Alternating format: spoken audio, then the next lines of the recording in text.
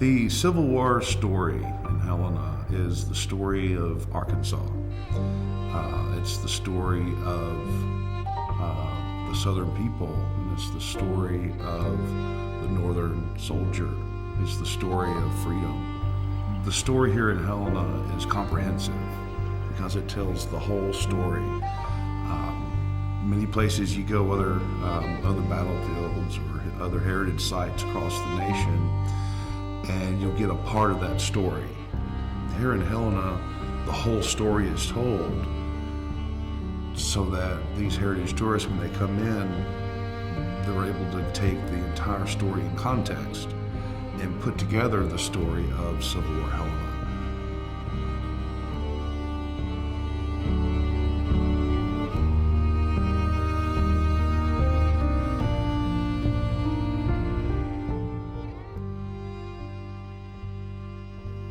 There were around 60,000 men from Arkansas who served in the Confederate Army during the Civil War.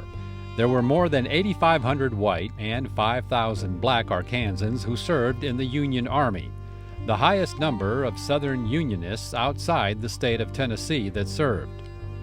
In 1862, most of the action took place in the northwest part of the state. In March, the Battle of Pea Ridge was followed by Samuel Curtis's Union Army coming down towards central Arkansas. Curtis's army marched across eastern Arkansas and arrived in Helena in July of 1862. And they established a base in Helena that would be the sole Union base in Arkansas for the most part up until the Battle of Helena. One of the more significant aspects of General Curtis's march across Arkansas is thousands of African American slaves left their plantations and followed the army into Helena. And Curtis, even though he had no authority to do so, actually issued emancipation papers to some of these freedom seekers. They would be the first blacks who were freed during the Civil War. Black men had served in the Revolutionary War. They served in the War of 1812, but about 1820, there was a law passed that banned any Negro or mulatto for being received in the United States Army.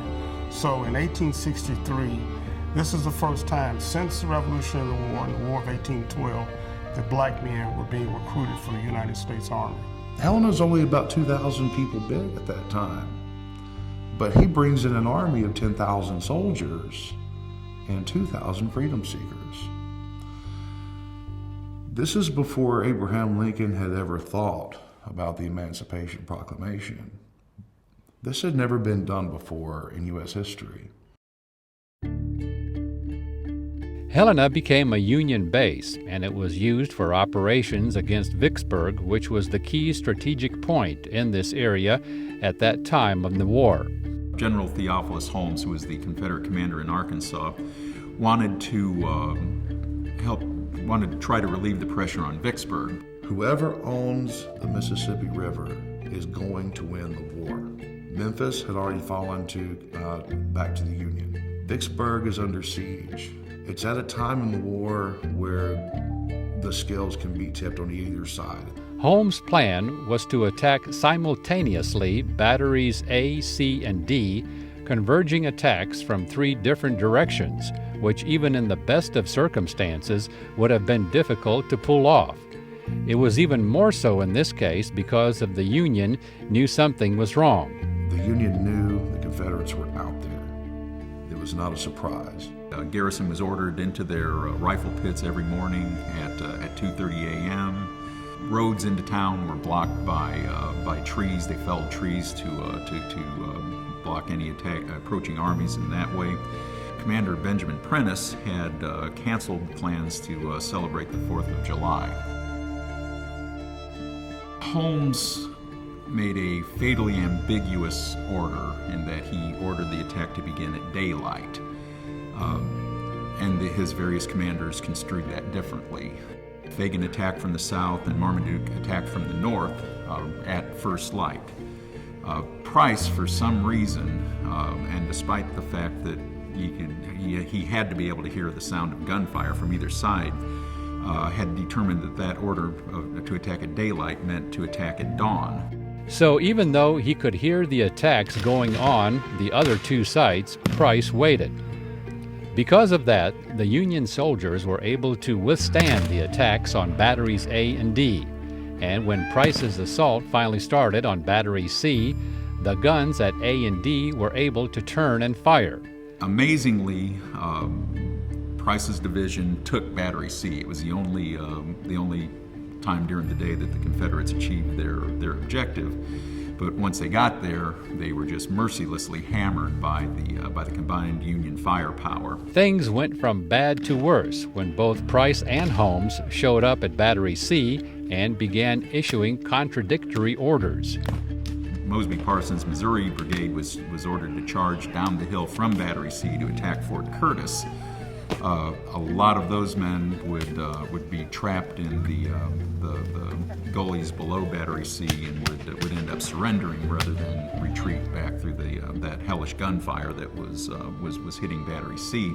By 10:30 a.m., Holmes could tell his attack was in shambles. He ordered a retreat from the battlefield. The Confederates lost over 1,600 men killed, wounded, and missing in this attack. And that was about 20% of the men who arrived there to attack Helena. There were so many Confederate soldiers taken prisoner during the battle that before the last shots were even fired, there was already a transport heading up the Mississippi River back to Memphis full of Confederate prisoners.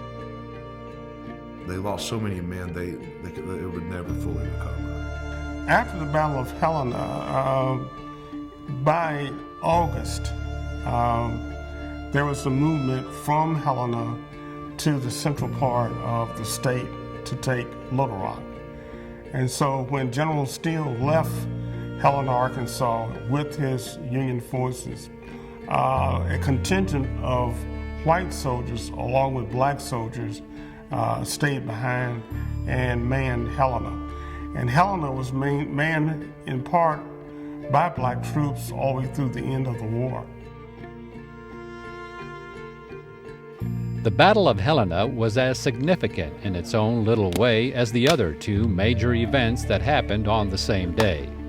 Ironically, the Battle of Helena was fought to relieve the pressure on Vicksburg. Well, Vicksburg surrendered on the same day that the battle took place.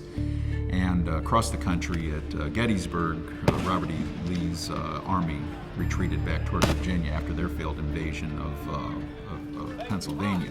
Helena, I would submit, is as significant as those fights. That gave the Union Army effective control of the Arkansas River Valley, and that cut the Confederacy in the Trans-Mississippi in half.